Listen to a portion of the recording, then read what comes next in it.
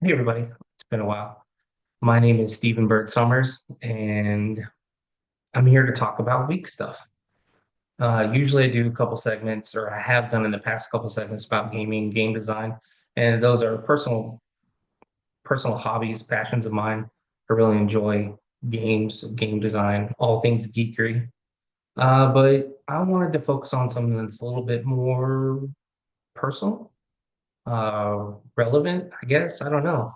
Certainly relevant to me, and that's basically how my week was. Things that I've done, things that I've seen, things that I've learned, things that I think about. I've been wanting to do this for a while, but I've been putting it off. Been talking to a bunch of people that are close to me about having them come in and just doing like a roundtable, just discussion. Nothing serious, no real pointed theme, just meanderings about stuff. And like I said, I've been wanting to do this for a while because I think that there's one of the big things that we face as far as problems are in our today's society is a lack of community. And it seems like it might be odd to try to do this video blogging, video diary. I don't know, because there's not a personal contact. But I think that what I really want to do is just get the perspective of a real person who lives a real life without any kind of real agenda or anything, just sharing about their week, what they've been up to, what they've been thinking about, things that are real, not necessarily things that are real important, because, I don't know. I think it's all important. It all comes together in the end. It informs who we are as people, how we do things. And I think that leaving out the mundane and the trivial is a mistake. I also think that hyperfixating on the mundane and trivial is a mistake. So maybe I'm trying to hit a middle point where I blend and marry those two. I don't know. We'll see. So I guess I'll just go ahead and get started. Like I said, I've had a couple weeks that I've been thinking about doing this, but this was an election week, and it's been a very important event for people, not for me. I really didn't care. I voted. I think it's important to vote, but who I voted for is not important. Um, who won is not important. I think when it comes to voting, when it comes to politics in general, left, right, center, all that jazz, um, I think it's a sideshow. The more importance that people can put into politics, or the more they can pump it up and make it seem like a big issue, the more it divides us. And like I said, I think community is the thing that we're lacking in today's society. And the idea of politics, the idea of religion, um, those things put us in boxes that we were never designed to go into. And they're topics that people become really passionate about. And I don't think that's a problem. You could be passionate about something, but because they're divided into such well-defined boxes, they make us think that I am this, you are that, one of us has to be right, which by necessity means one of us has to be wrong. So if I'm convinced in my box that I am right, I'm also saying that I am convinced that you are wrong in your box. And I think that is an illusion. I think that's a falsehood. I think it's a fallacy. And I think that's one of the things that makes us divide as a community. Even in my own house, like I did not vote the same way that my wife did. She told me how she voted, and I'm like, okay, that's cool. I understand why you did that.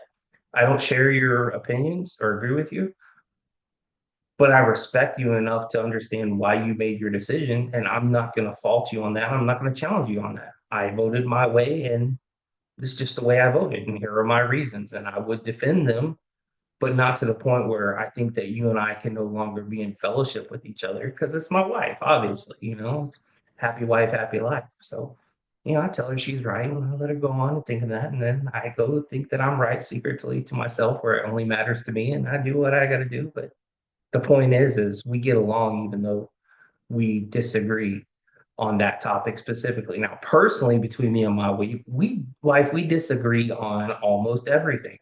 And that's okay because I learn things from her perspective. When I find out that I'm wrong, it's easy for me to reset to a point to change my perspective and change my outlook, change my approach to things. Because if I've gone on down a path and I found out that I'm wrong, and I know my wife went down a path and she's pretty much almost diametrically opposite to me, I have a pretty easy point of reference to say, hey, I tried this, it didn't work out. What could I do different? Well, I've already got that living out an example with me. I love that about her. I posted something today. Um, it's we need to look for challengers, not opponents. Um, I would expound on that by saying we need to be a person who challenges as opposed and instead of someone who opposes. The reasoning behind that is an opponent that you meet, they are looking to end you. Their job is to succeed. Their job is to supplant you, to cut off your growth. Like they want you done, they want you out. Now, a challenger, even though a lot of times can still imply someone who brings a confrontation, the inherent difference between the challenger and an opponent is the challenger grows with you. They want you to grow because when you grow, that challenges them to grow. And that's who we need in our life. We need to associate people in our community. Don't look for yes men. Don't look for people who prop up an echo chamber because that feels good in the short term, but there's no long term substance. There's no long term growth out of that. So find someone that's going to challenge you know, for some like, do you really, really believe what you think you believe? Do you really, are you sure you're right and why you think it? And you might be right. You might really believe what you believe. And there's nothing wrong with that. I'm not saying someone who's going to change your ideas, but someone who's going to challenge them to make sure that you really think and you really believe what you think and you believe. And be that for someone else. You're like, hey, I don't get this. Are you sure this is what you mean it to be? Are you sure this is how you meant this to go? Are you sure that this is the end result that you want to get out of this? Because this is the way that I see this going. And me as a challenger, I have to come with a bit of humility and say, I could be wrong, but this is the way I see things going. And it would be remiss of me and my respect in our relationship as a friend, as a spouse, as a whomever, to not challenge you and say, hey, this is the way I see this going. I could be wrong. Sometimes I even hope I'm wrong. But if I don't say this and I end up being right, I've done you a disservice. I've done me a disservice as far as my respect for our relationship. So find challengers, not opponents. Be a challenger. Don't be an opponent. So that's what I posted earlier. And I thought that that needed a little bit of expounding here. So I wanted to go ahead and expound on that. So there's that. So politics. I hate politics. I hate elections. I also hate religion. I am personally a pastor. I'm a Christian. But I can tell you the three words in today's English language that I hate more than anything are church, Christian, and faith. Because neither one of those words mean today in today's society what they're supposed to mean. People, especially Christians who are in church, they use faith, a poor understanding of what faith is, to blindly believe what they want to do, what makes them feel good about themselves. And then they take that faith and they lord that over people. And they're like, well, I go to church with other people who believe the way I believe. Therefore, I'm better than you. And that makes me a Christian. And no part of those statements are true. So yeah, religion, just like politics, it's an illusion. It's this falsehood that is intentionally dividing us and putting us in boxes that we were never designed to fit into. Like personally, like as a Christian who believes the Bible, like I think that we find our identity in God, in Christ, who created everything. So if God created everything, I get to be a part of everything and everyone. I am not a cookie cutter. You know, I'm definitely me. I shine at my frequency. You know, like I'm a white dude. That's the context I've been given. So I live inside of that context. But like one of my best friends, he's a American Samoan. I love this guy to death. He has a whole different culture, a whole different perspective, and I love that guy because he brings something to the table that I'm not even thinking about. we get to share a relationship like brothers because we're different, but we see where we see our similarities. We see that we are part of a whole. You know, he was in the Marines, I was in the Army. That's a whole nother reason why we could be at heads, but we look for the similarities and we look for the things that tie us, the things that bind us, the things that are universal between us, and it broadens our perspective on everything. And we get to enjoy, we get to challenge each other. So that goes to the whole idea of church. Like what I described between me and my friend Sam, that is what church is. Like we are different people in different contexts, but the universal themes that we both see, even with our different perspectives, the fact that we can fellowship together and share each other's like successes, triumphs, and things like that. That's what makes us a church. He's also a believer in Christ. So that's another thing that we have in common. When we get together, we are having church. And the Bible says where two or more gather in my name, there am I in the midst. And when we gather and we can discuss and understand things from each other's perspectives and appreciate them in a challenging relationship, not in an oppositional relationship, we're acknowledging the differences that God created in us. We're having church. We're gathered in his name. That's what church is. So what's a Christian? Well, yeah, that's a little bit more specific. You know, like I believe that Jesus Christ died on the cross for my sins. Like, yeah, that's fine. But just because you're a Christian doesn't mean that I can't be friends with you. That doesn't mean I think I'm better than you. Like, we got this whole idea of, gosh, we're supposed to be separate, set apart. But the truth is we live in the community we're living in.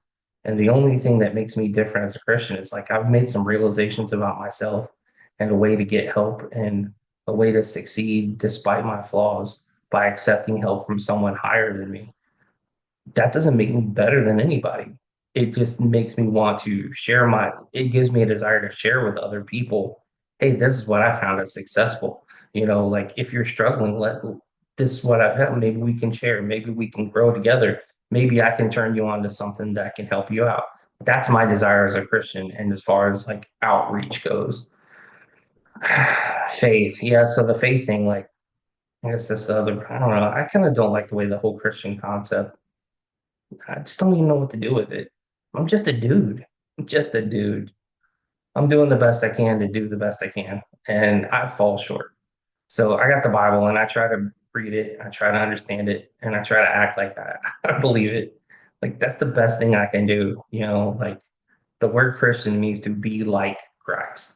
And if you look at the majority of Christians, people posting online, whatever, man, some of the most hateful ignorant things that you've ever seen or heard.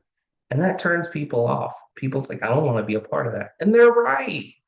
God, those people are not, they've lost the mission.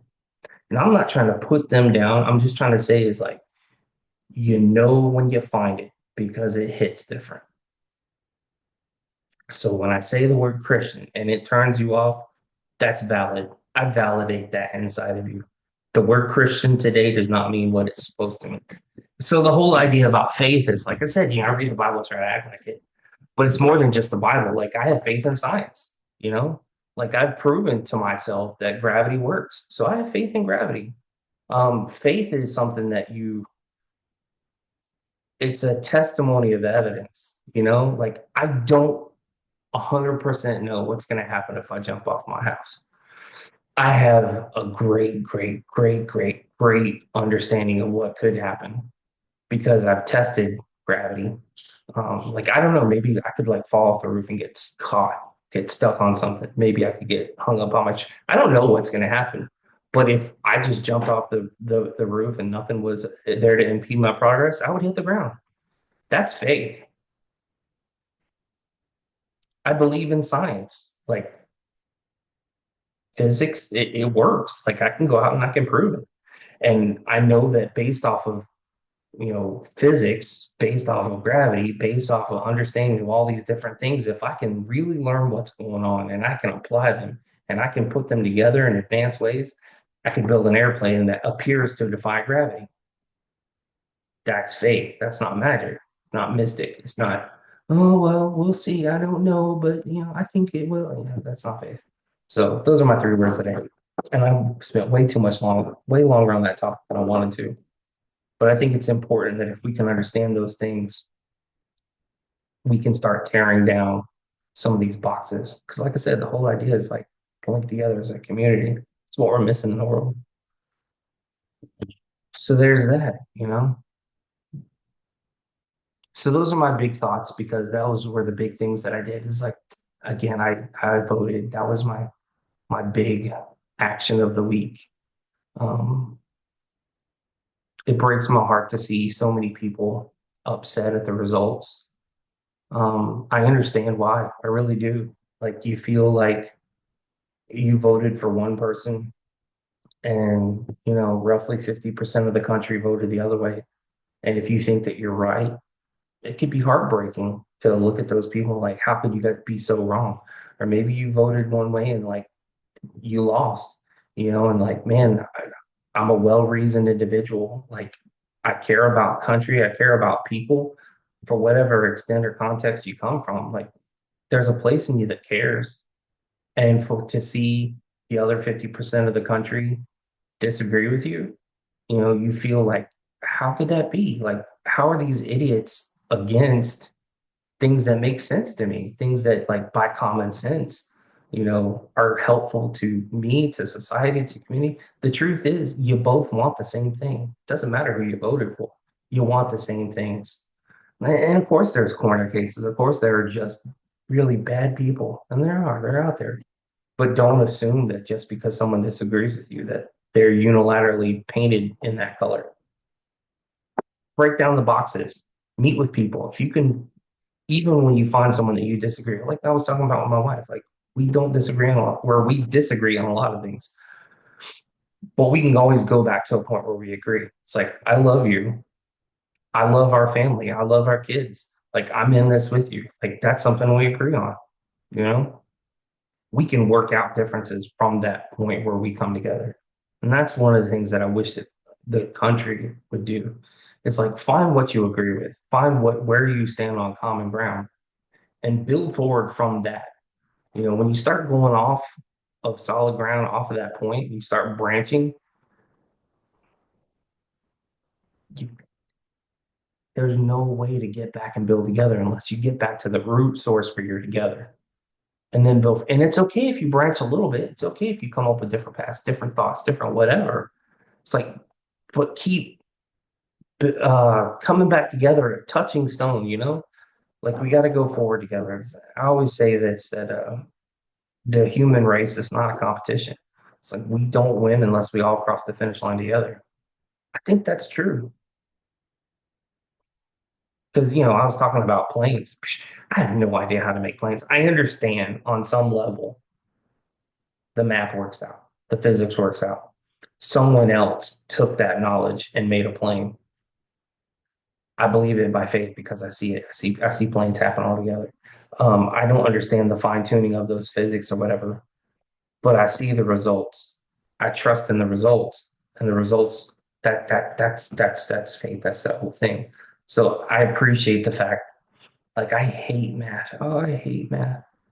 I appreciate that there are mathematicians. I appreciate that there are people who create remote controls. So I don't have to go through all the engineering lessons to understand what makes a remote control work. I can go on, hit the power button, and I have faith it's going to turn the television on. That's an exercise of faith. And I have faith in my community. I have faith in the people that are doing stuff that I have no idea. The thing of it is I don't always walk around with a realization of that. I don't always like wake up and thank the engineers. That's okay. I'm not saying you have to, but at some point you come to this meta understanding like, hey, the whole world is comprised of a whole bunch of different people doing a whole bunch of different things, and that is beneficial to you. And if you can get a hold of that understanding, that's the basis for building a community, for not feeling so alone in the world, for being able to run into someone out in the street and appreciating them on a fundamental level without knowing them, even when they piss you off, even when they make you mad. Now, I'm just going to go ahead and say this like, that's a theoretical understanding. that I walk out pretty well most of the time as long as I'm not driving. You better miss me driving because gosh, I have not learned how to surrender my heart to the loving God of the universe when I have a wheel in my hands. Boy, ooh, people get me mad when I'm driving. I'm working on it, but I'm not perfect. But I still, once I get out of the car, I can say, you know what? God bless that person. They have a whole life. I don't know what happened in their life that brought them to the point where they made that obviously objectively bad decision to cut me off because I'm always right, obviously. But, you know, maybe they had something going on. Maybe their kids were yelling in the backseat. I don't know the story, but I have to imagine a situation of where I can create grace for them. And my idea of grace is like I want to treat people the same way I would want to be treated if I was wrong. And that doesn't necessarily always mean like just give me a pass. Like that's not what I'm looking for. But I'm looking for someone that can show me some understanding and some sympathy for where I am, where I'm doing, what I went wrong, and then teach me how to do better. I want someone who's going to challenge me. And so I think that there's a back to that whole idea of challengers versus opponents. Like when I want grace, when I'm looking for grace, when I'm trying to give grace, it's not a free pass. I want someone to challenge me to do better. I want someone to have some sympathy and understanding for where I went wrong. And I tell my wife this like sometimes I need to be validated when I'm wrong. Like I need you to understand that even though I went wrong, I came from a place that wanted right, that tried to be right, that tried to do right. And I need you to see that. So even though you and I can both sit back and say objectively I was wrong, I need you to see that it came from a good place. And if you can see that, then that creates a window of grace where you can lovingly show me where I did wrong, how I could do better. Gosh, that's so missing in this world. That's all that's missing in this world. And I really want to talk about my week, but this has kind of been on my heart in a lot of different ways. So I kind of wanted to bring it up. I am bringing it up. So here we are. So there's that. I saw something from a friend of mine. He was posting on Facebook. I'm not going to name names or anything like that, but he's posted stuff in the past, and I think that he's kind of trying to do something similar, like just create a place to get his voice out. I imagine he's probably in a place where he feels pretty lonely, and by posting stuff online, um, kind of gives him a chance to just get it out of the system, kind of throw stuff out in there. And it's generally positive things or thought-provoking things, if it's not inherently positive. And he posted something today and he just sounds so crushed. And that hurt my heart because if I was there in person, I'd put an arm around him and I'd take him out and I'd be like, hey, man, I see you. I see what you're doing. And I just want to let you know that I see that and you're not alone. And I don't always agree with you, but that doesn't mean that you're always wrong. Doesn't mean you're alone. And I saw that this morning. I think that was the catalyst for going ahead and recording, even though I don't have a format or don't have like great visuals or anything like that. Just want to put it out there. I'm like, man, if you're going through that right now and you just feel like you're alone, you feel kind of lost, you feel kind of like it's all pointless, man, I just want to encourage you, keep going, keep trying. You're not alone. You just got to learn, you got to find a place to reach out. You got to find that person in your community, whether it's in your house, whether it's at your workplace, whether it's within your sphere of influence, whatever it is. Like build a community, look for some challengers, look for people who are going to see you, look for people who are going to validate you, but then also try to point you towards a right path, a better path to be a better person. Because every day you have opportunity to be a better person. Why wouldn't you take advantage of that? You know, there's no point. There's no reason not to. So I want to encourage him. I really want to encourage him. I'm like, man, don't give up. Don't give up. Keep going. There's gosh, just keep going. It's worth it. You just got to get to a place where you see things better. Whenever you're feeling down, I want to validate that. Life sucks. It really does. But it's all about perspective, you know? Keep going. It'll make sense around the corner. And if it doesn't, reevaluate things. Try to make sense of them, you know? You might be right on things, you might be wrong on things. Look for people who look like they got it together, you know? Look for those challengers. Look for the person who's got it right. You know, if you've gone down a path and you find out that you're wrong, have a little bit of humility. And it's more than just humility, but it starts there. Have some humility to realize that maybe I'm doing it wrong. So if I'm doing it wrong, maybe there's someone out there who's doing it right. And if they're opposite of me, maybe they have the answer. Do some investigation, you know, look at the results, follow the results, build faith based on results. You know what I'm saying? And start walking those things out. And like, you need to fine tune the process, fine tune the process. No one's asking you for perfection. What we're looking for is progress. Every day is a chance for progress. Take advantage of it. Be gracious to yourself. Be gracious to other people. And those are the foundations of community. And I was talking to somebody, I said, I think the building block of community is the anthropological concept of reciprocity. And I think that plays off in massive dividends when we, analyze the psychological aspect of it, you know? And if you're willing to give grace, you're more willing to receive it in return, especially when you need it. Gosh, we all need grace. We need to give each other grace. We need grace in our lives because we're not perfect. We're gonna mess up, but that's not the end of the story. Keep going. It's gonna get better. Man, all right. Well, that'll teach that topic to be a dead horse. I don't know. So, what have I done? Voted. I've really gone way, way into the weeds about what I think. What did I see? What did I learn? So, I've seen a bunch of stuff over the last several weeks. I really wanted to get together and do uh, some kind of something talking about Terminator Zero and the new Tomb Raider anime that came out on Netflix because I like Terminator and I like Tomb Raider. And I really wanted to talk about those, but I feel like talking about them in a vacuum, it's just pointless. I'd much rather have a conversation for that. So if you're interested in Tomb Raider and or Terminator or anything else, let me know. Maybe we can set something up and we can discuss these things. I will tell you this, I think that they were both very, very mm, I don't want to say bad. They were bad, but there were really, really great points to them. And those are the things that I'd like to discuss, especially with Tomb Raider. I think that Tomb Raider really worked as anything other than a Tomb Raider show. Again, I don't want to get into the weeds of it. I go watch it, even if you're a fan of the series.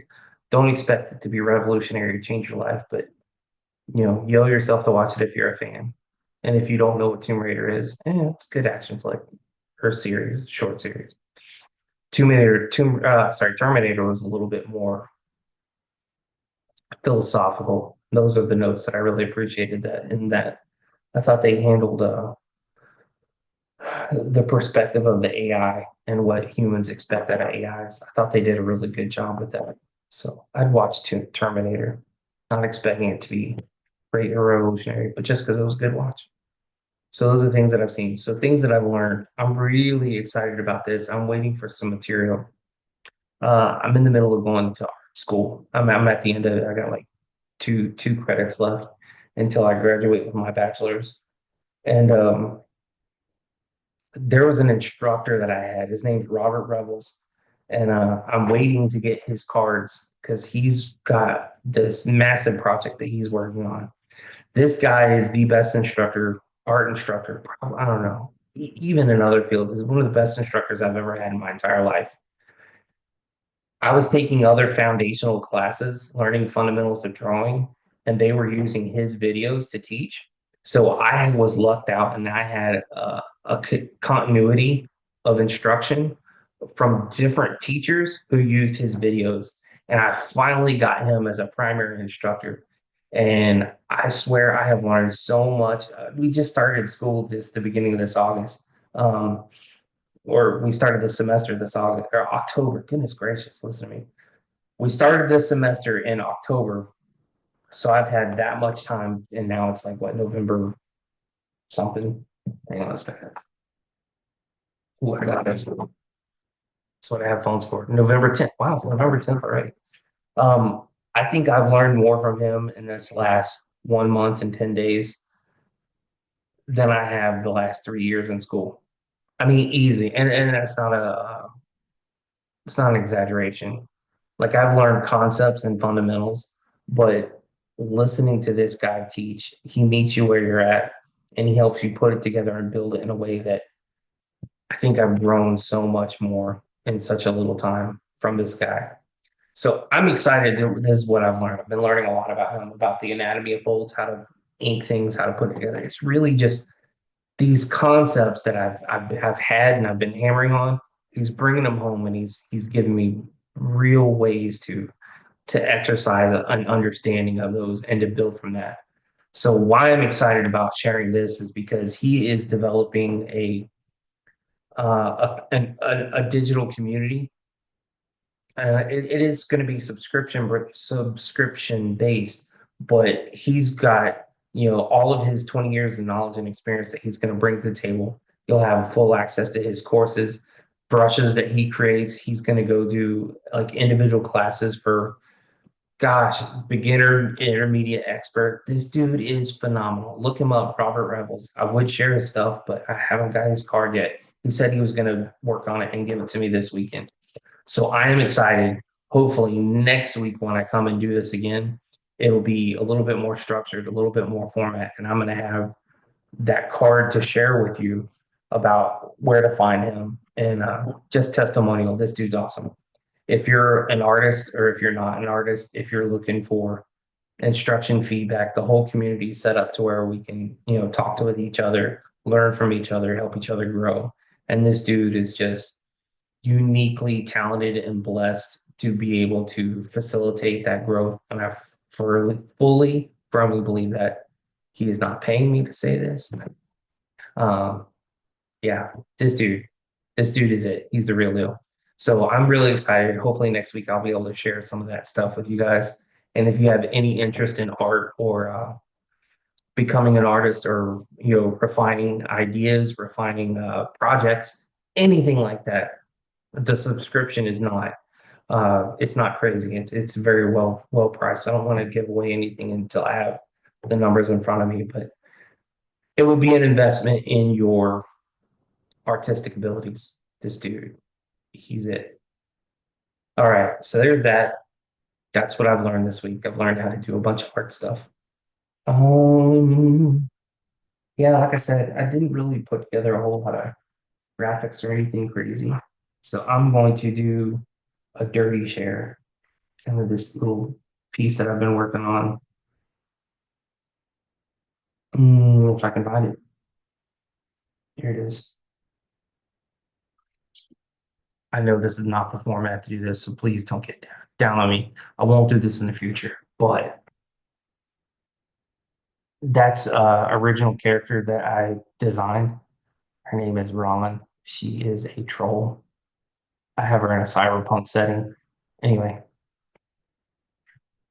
eventually I want to do a comic book based on her. Maybe not a comic book, maybe, I don't know, graphic novel, something. If I ever got to the point where I started writing, she is my character that I would write about. That's who she is. So I would love to share more about her later, different times. And maybe I'll do one of these videos just talking about some of my ideas. I know the other videos that I have that are dedicated to gaming. I think I did one that was a review on D&D, but I'm so done with D&D. I didn't even finish the series, and that actually made me take a break from posting anything because I just got so discouraged with like D&D and the way that the gaming industry is going. I'm done with it. So then I tried focusing on, well, I've got my own system that I'm designing, and I've been watching videos from other creators. I'm really interested in stuff that they're doing. Um, so I might do a video that's just focused on like gaming, game design for tabletop role playing games. I think that personally, there's a I want to say this. So you know that my big passion is the idea of community building. I think that tabletop role-playing games are and can in the future be developed to be even more so an invaluable tool to help us learn social skills and community skills and team building and stuff like that. Therapy, trauma response. Like there's a lot of things that you can get up and get out. Like me personally, like I have no problem sharing with full transparency a little bit about my story. I was in the army and I had a really rough deployment, and as a subsequent consequence of that, like I think I had maybe a good 10 years of suicidal depression. It was bad, it was dark, and it was bleak. And learning to come through that, one of the things that I had to help me get going or help keep me going was role playing games. And I was able to use that as an outlet. And making that recognition that this is a way for me to deal with very real trauma, very real stress, very real triggers, and with the anthropological concept of play, where I can take it in a place that is not as threatening and analyze it and take it apart, dissect it, and play with the different aspects of it. Let me become a lot more familiar with things. Let me put handles on things to identify what it was, and it was very helpful in my therapeutic journey. So I'm a very big fan of role playing games for their for what they are and what they can do in the future. So I would love to just talk about role playing games and what's going on, what's out in the market, and what I think about it in the future. Like I said, that'd be a whole another video. So I'm gonna pretty much end that there. Yeah, if this has spoken to you in any way, um, you got a topic you want to talk about, let me know. We'll set it up and we can just do roundtable BS about anything and it literally anything. Um, because the whole world, I mean, life, like, it's all of it's there, all of it is everything. And I would love to learn and I would love to share what I've learned, not because I think that I'm at a place where I have some kind of evolved higher understanding and learning, but I want to challenge you and I want to be challenged by you so we can learn and grow together. That's kind of the whole point of everything. So that was my week, and that's where I'm going to end it. And I hope you guys have a good week, and I hope to see you next week. Yeah, that's all I got, man. So, what does Bailey Sarian say? Make good decisions. And then there was another one who said, "Oh, I think that was Ellen DeGeneres. Be kind to yourselves. Be kind to others." I don't know. Something like that. Like I said, we're gonna workshop all these little ending tags, but make good decisions. Or like I tell my kids, if you're gonna do something dumb, do your best to be smart about it. I think that would be a good in tag. Yeah, we're gonna go with that. All right. Love you guys. Take it easy.